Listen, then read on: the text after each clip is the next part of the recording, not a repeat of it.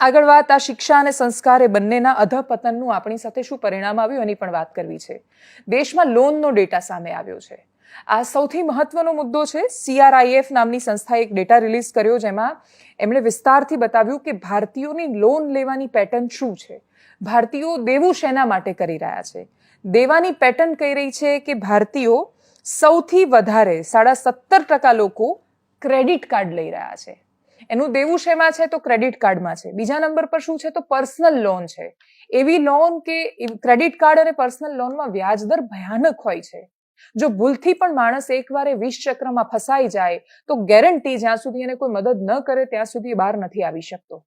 અને એ મદદ માથા પર જાણે ભારની જેમ એ માણસને રહેતી હોય છે. 17.2% લોકો ક્રેડિટ કાર્ડ પર દેવું કરે છે. 14.1% લોકો પર્સનલ લોન લઈ રહ્યા છે. એગ્રી લોન 11.9% લે છે, પણ એનું બહુ અલગ ગણિત છે એટલે એમાં નથી પડતી. અને ગોલ્ડ લોન લઈ રહ્યા છે 11.9%. છેક નીચેથી બીજા નંબર પર હોમ લોન છે.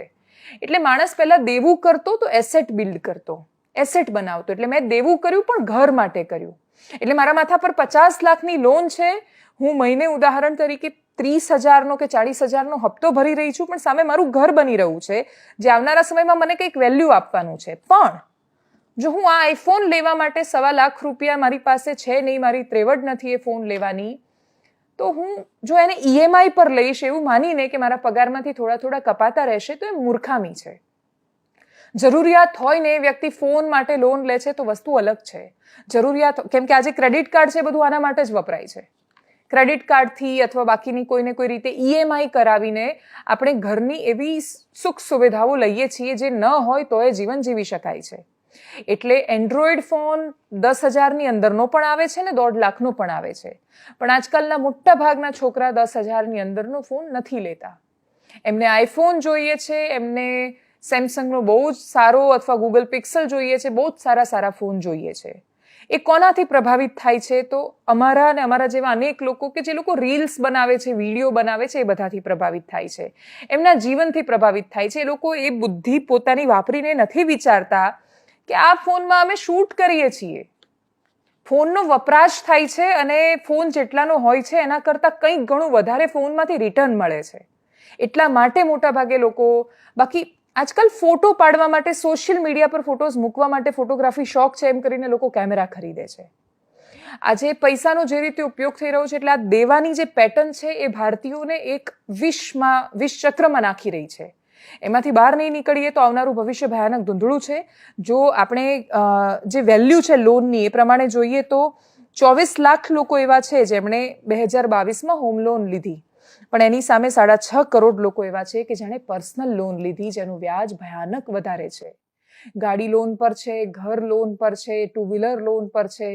અને માણસ એ ચક્રમાં ફસાઈ ગયા પછી ઘણીવાર બહાર નથી નીકળી શકતો. સૌથી મોટી સમસ્યા ગામડાઓની સામે તોડાઈ રહી છે કેમ કે જે પ્રાઇવેટ અને નાની બેંકો છે એણે ગામડા અને ગુજરાતના સંદર્ભમાં વાત કરું તો આખી આદિવાસી પટ્ટીને ટાર્ગેટ પર બનાવી છે. એ લોકોની પાસે સમજણ નથી. એ લોકો પર્સનલ લોન લેતી વખતે એટલે 2 લાખ રૂપિયાની લોન આપે પર્સનલ, પણ એની સામે પેલાને ખબર નથી હોતી કે એનું 25 લાખનું ખેતર ગીરવે મુકાઈ ગયું છે. એને કોઈ ટર્મ્સ એન્ડ કન્ડિશન એટલા નાના અક્ષરે લખ્યું હોય છે કે વાંચી નથી શકતો. એવા અનેક કિસ્સાઓ સમાજમાં સામે આવે છે કે પેલા બાઉન્સર મોકલીને લોન વસૂલ કરવા માટે મોકલે, બીજા રાજ્યોમાં કેસ કરે, પેલો માણસ એટલો ફસાઈ ગયો હોય કે મરી જાય છે. લોકો બહાર જ નથી નીકળી શકતા એમાંથી. અમારી પાસે હમણાં જ પંચમહાલનો એક કિસ્સો આવ્યો કે જેની પોતાની કમાણી 10,000 નથી, એના પર 30,000નો હપ્તો થઈ ગયો છે લોનનો. એક લોન ભરવા બીજી લોન લીધી, બીજી લોન ભરવા ત્રીજી લોન લીધી, બધી ભેગી થઈને હવે 30,000નો હપ્તો આવે. એ માણસ કેવી રીતે ભરી શકવાનો? પૈસા લેતી વખતે માણસને વિચાર નથી આવતો. મોબાઈલ પર લોકો ક્રેડિટમાં પૈસા આપી દે છે. એટલે મોબાઈલમાં એવી એટલી બધી એપ્લિકેશન છે કે તમે એમની પાસેથી તમારે તાત્કાલિક પૈસા જોઈએ છે તો તમને ઇન્સ્ટન્ટ લોન મળી જાય છે.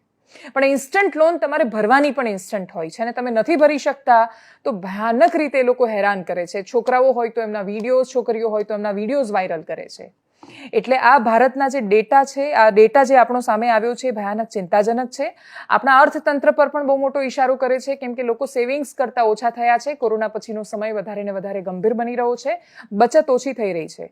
કોરોના પછીનું અર્થતંત્ર સરકારના આંકડામાં ગમે તેટલું ફૂલ ગુલાબી ચિત્ર રજૂ કરતું હોય એ લિક્વિડિટી છે.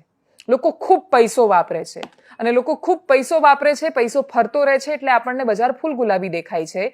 જે દિવસે માણસને જરૂર પડે ને એ જે ફ્લો છે, માણસ અહીંયાથી લે છે, અહીંયા ભરે છે, અહીંયાથી લઈને અહીંયા ભરે છે, ગોળ ગોળ ચક્રમાં ચાલે છે. એક જગ્યાએ જે દિવસે બ્રેક આવે છે ત્યારે એ માણસ ફસાઈ જાય છે. જેણે નોકરીના ભરોસે લોન લીધી હોય છે એની નોકરી જતી રહે ત્યારે એ ફસાઈ જાય છે. સગા સંબંધીઓની આજે પણ આપણે ત્યાં થોડી ઘણી કુટુંબ વ્યવસ્થાઓ બચી છે. એના કારણે ઘણા બધા લોકો બચી રહ્યા છે કે કોઈ સદ્ધર હોય તો એ બીજાને મદદ કરે, પણ જેની પાસે સક્ષમ કુટુંબ કે પરિવાર નથી એ લોકો બહુ જ બધું ગુમાવી રહ્યા છે. આ જુગારથી પણ ખરાબ છે, કેમ કે બેંકો અમાનવીય વ્યવહાર પર આવી જાય છે. તમે અનેક ઉદ્યોગપતિઓને જોયા કે જેમણે હજારો કરોડની બેંકની લોન લીધી, એમણે ભરી નહીં એ લોન અને પછી એ ફટાકથી ઉડીને જતા રહ્યા વિદેશ.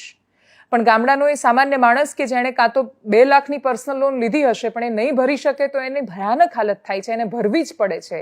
એના પર કેસ અલગ અલગ રાજ્યોમાં થાય, માણસ ત્યાં જઈને ભરી નથી શકતો એ કેસ. બહુ જ બધું કારણ છે. આપણી લાઈફસ્ટાઈલ સાવ બદલાઈ ગઈ છે. શિક્ષા અને સંસ્કારની મેં જે એકદમ શરૂઆતમાં વાત કરી એમાં બહુ મોટો પ્રશ્ન એ આવ્યો કે હવે મોબાઈલ કમ્પલસરી થઈ ગયા છે. દરેક વ્યક્તિના માથેનો ખર્ચો વધ્યો છે એટલે કમ્પલસરી તમારી પાસે એક ફોન તો છે જ. એ ફોનમાં મહિનાનું 250 રૂપિયાનું રિચાર્જ છે જ. અને એક 10 વર્ષનું એવું છોકરું કે જેની અંદર મેચ્યોરિટી નથી કે એને શું જોવું જોઈએ કે શું નહીં, એ પણ રીલ્સ જુએ છે. અને રીલ્સ ને વિડીયો જોયા પછી એવું માને છે કે એવી લાઈફસ્ટાઈલ મારી કેમ નથી, હું કેમ ફરવા માટે ન જાઉં, મારે કેમ ગોવા ન જવું જોઈએ, હું કેમ રિસોર્ટમાં ન જાઉં, હું કેમ બીચ પર ન જાઉં, હું કેમ આઈફોન ન લઉં, હું કેમ આવા કપડાં ન પહેરું. આ પ્રકારનું ચાલવું, આ પ્રકારનું જમવું, એટલે આપણે ત્યાં બધી જ ઘટનાઓ એકબીજા સાથે ભયાનક જોડાયેલી છે. એટલે બાલાજીની વેફરમાં દેડકો નીકળવાની વાત હોય કે પછી એરપોર્ટમાં ફ્લાઇટમાં કોઈ વ્યક્તિ લંચ કરી રહ્યો હતો ને એના ખાવામાંથી બ્લેડ નીકળવાની વાત હોય, સૂપમાંથી ઉંદર નીકળવાની વાત, ગરોળી નીકળવાની વાત હોય કે પછી ઢોસાના સંભારમાંથી ઉંદર નીકળવાની વાત. આ બધું એટલે થઈ રહ્યું છે કેમ કે એટલી હદે ડિમાન્ડ વધી છે કે લોકો મન ફાવે એમ કોઈ જ ક્વોલિટી કે કશું જ જોયા વગર પીરસી રહ્યા છે. સરકારની પાસે એટલા માણસો કે વ્યવસ્થા છે જ નહીં. FSSAIને મેં એક ફરિયાદ કરી હતી તો ફરિયાદ કરી એનો કોઈ જવાબ આજ દિન સુધી 1.5 મહિના સુધી નથી આવ્યો. એનું કારણ એમની પાસે મોનિટરિંગ વ્યવસ્થા જ નથી. આ લોકો કોઈ કોર્પોરેટ કંપનીની જેમ કામ નથી કરતા કે બિઝનેસ વધતો જાય એમ માણસો એ વધારતા જાય. વેપાર વધતો જાય પણ સરકાર માણસો નથી વધારતી. એટલે વ્યવસ્થાપન માટે જે જરૂરિયાતો છે એટલે આપણે ત્યાં વારંવાર આગ લાગી જાય છે, પણ આગને રોકવા માટે અથવા એના પ્રિવેન્શન માટે કામ કરતા લોકો જ નથી. આપણે ત્યાં ના એટલા ફાયર સ્ટેશન છે, ના ફાયરનું ભણેલા એટલા લોકો છે, સમજણવાળા માણસો જ નથી. કેવી રીતે રોકાશે? એ લોકો તો પરમિશન આપી દેવાના છે. એટલે TRP ગેમ ઝોન વાળા પાસે ફાયર NOC હોય તો એ શું ફરક પડે છે? એ NOC આપવા વાળાને તો ખબર હોવી જોઈએ કે એને ચેક શું કરવાનું છે જ નહીં. આપણી પાસે એવી વ્યવસ્થાઓ, માણસો જ નથી, શું કરશો? આપણે ત્યાં મેડિકલમાં જે બહુ જ બધી સમસ્યાઓ ખાસ તો ફાર્માસ્યુટિકલમાં આવી રહી છે કે એક દવા છે, દવાનો એક નિયમ છે કે દવા કોઈ પણ ફાર્મસી જ્યારે બનાવીને મોકલે છે કોઈ કંપની મોટી, એટલે એ દવા જાય પછી એના પછી લેબ ટેસ્ટિંગ માટે મોકલવાની હોય. લેબ ટેસ્ટિંગમાં એનો જવાબ હા આવે એના પછી એ દવા પેશન્ટ જોડે જવી જોઈએ. આપણે ત્યાં માંગ એટલી બધી છે કેમ કે લોકો એટલા બધા બીમાર પડી રહ્યા છે, લોકો બહુ જ બધા પૈસા વાપરે છે, લોન લઈ લઈને પૈસા વાપરે છે. એટલે રૂપિયા હોય કે ન હોય દેવું કરીને રેસ્ટોરન્ટમાં તો જમવા જાય છે કે ફરવા જાય છે. એના પછી એ બીમાર પણ પડે છે કેમ કે ખાવાનું ક્વોલિટી વાળું કોઈ ચેક કરવા વાળું નથી. એ બીમાર પડે છે અને એના પછી એને દવા લેવી પડે છે. તો પેલી સરકારી ગોડાઉનમાં આવેલી દવા ઉપરથી ટેસ્ટનો રિઝલ્ટ, એનો રિપોર્ટ આવે કે ન આવે પેલા સુધી પેરાસિટામોલ પહોંચી જાય છે. પેરાસિટામોલ ખાઈ લે છે, એનો તાવ મટી જાય છે, પણ પછી થોડા સમય પછી એને હાર્ટ એટેક આવે છે અને પછી 6 મહિને રિપોર્ટ આવે કે તો સેમ્પલ તો ફેલ થયું છે. એટલા માટે કેમ કે ખાલી વડોદરામાં જ એક લેબોરેટરી છે, એના સિવાય આપણી પાસે લેબ જ નથી કે જ્યાં આપણે ટેસ્ટિંગ માટે દવાઓને મોકલીએ. તો અનેક સમસ્યાઓ છે જે એકબીજા સાથે જોડાયેલી છે. સિસ્ટમની મૂળભૂત વાતોમાં, એટલે દુનિયામાં ભૂપેન્દ્ર દાદા શું, એનાથી મોટા દાદા લાવીને બેસાડી દો. જ્યાં સુધી એ સમસ્યાની મૂળમાં જઈને એને સુધારવાની અને પ્રતિબદ્ધતા સાથે સુધારવાની કોશિશ નહીં કરે ત્યાં સુધી નહીં બદલાય. અને સરકારો ક્યારે સુધારશે કે શું ફરક પાડશે ખબર નથી. નાગરિકોએ એટલું સમજવું પડશે કે તમે દેખાદેખીમાં દેવું કરવાની એટલી ટેવ ન પાડો. સરકારોને તો મજા આવે છે, તમારો રૂપિયો ફરી રહ્યો છે. માણસ 20,000 કમાય છે ને તોય 15,000 ખર્ચી નાખે છે. 20,000 કમાય છે, ઇનફેક્ટ 40,000 ખર્ચી નાખે છે દેવું કરીને. એવું માને છે કે 5,000 કપાતા રહેશે, ઘરમાં એક વસ્તુ આવી જશે, પણ એ આઈફોન તમે 3 વર્ષ પછી વેચવા જશો તો 1,70,000 નથી આવવાના, અડધા રૂપિયા નથી આવતા. અને છતાંય આપણે ખરીદીએ છીએ. જરૂરિયાત હોય ને વસ્તુ ખરીદવી અલગ છે. શોખ માટે, શોખ બડી ચીઝ હૈ એવી રીલો જોવાની, ને પછી તમે લોકો એક્ટર અને એક્ટ્રેસ જેવા લગ્ન કરે છે. એ લોકોના જે લગ્ન થાય છે બહુ અલગ છે. એટલે લોકો કહે અનંત અંબાણીના લગ્નમાં ખૂબ ખર્ચો થયો, પણ એ કમાય છે એની સામે એણે જે ખર્ચો કર્યો એમની આવકના 10% નથી. અને તમે લાખ રૂપિયા નથી કમાતા હોતા અને તોય લગ્નમાં 50 લાખ ખર્ચી નાખો છો. એટલે જે સરખામણી મોબાઈલથી વિશ્વ નાનું થઈ ગયું છે. જે એક નોકિયા કે ખબર નહીં કોની એક એડવર્ટાઇઝમેન્ટ હતી જે તે સમયે કે કર લો દુનિયા મુઠ્ઠી મેં, તો એવું જ થયું છે. દુનિયા આપણી મુઠ્ઠીમાં છે, પણ આપણને એ નથી ખબર પડી રહી કે આપણે આપણું સ્તર ભૂલી રહ્યા છીએ કે આપણી આજુબાજુ શું છે. એટલે એવી અપેક્ષા રાખું કે જે ઘરમાં ઘરડા મા બાપ બચ્યા છે અને જે લોકો આ વિડીયો જોઈ રહ્યા છે એ પોતાના બાળકોને હવે કહેવતો કહેવાની ટેવ રાખે. એટલે જેમ એક કહેવત હતી કે ભાઈ બીજાનો બંગલો જોઈને પોતાનું ઝૂંપડું ન તોડી દેવાય. બીજી એક કહેવત હતી કે દેવું કરીને ઘી ન પીવાય. ત્રીજી એક કહેવત હતી કે ભાઈ ચાદર હોય એટલા જ પગ લાંબા કરાય. જે લોનનો આંકડો ને એની પેટર્ન છે એવું નથી બતાવતા. લોનનો આંકડો એવું બતાવે છે કે માણસ ઘર ખરીદવા માટે લોન નથી લેતો, પણ માણસ મોબાઈલ લેવા માટે લોન લઈ રહ્યો છે. અને એટલે જ 10,000નો મોબાઈલ લેવા માટે લોન લેતો હોત તો વસ્તુ અલગ છે. બહુ જ મોંઘા ફોન લોન પર લેતા માણસોની પાસે એ જવાબ નથી હોતો કે 1.25 લાખના એ ફોનનો ઉપયોગ શું, સિવાય કે શોખ બડી ચીઝ હૈ. શોખ બડી ચીઝ હૈ. સેલરીમાં બ્રેક વાગે ત્યારે માણસો ફસાઈ જાય છે. અપેક્ષા રાખીએ કે આ આંકડા સાંભળ્યા પછી તમે 20 ચક્રમાંથી બની શકે એટલા બહાર આવવાની કોશિશ કરો. તમારી આજુબાજુ કોઈ એવું ફસાયેલું છે તો એને મદદનો એક હાથ લાંબો કરો, નહીં તો એ ક્યારેય એ ચક્રવ્યૂહમાંથી બહાર નહીં આવી શકે. અને આપણે જો આપણા અર્થતંત્રને આગળ જતા અચાનક તૂટી પડતા અને ડૂબી જતા બચાવવું છે તો આપણી સરકારો નિયંત્રણ લાવશે એની અપેક્ષાએ નહીં બેસી શકાય. કેમ કે સરકારોએ કરવાનું હોત તો કરી નાખ્યું હોત. સરકારને તો પહેલા કહો તમે પ્લમ્બર એક શોધો કે જેથી પેપરો ન ફૂટે.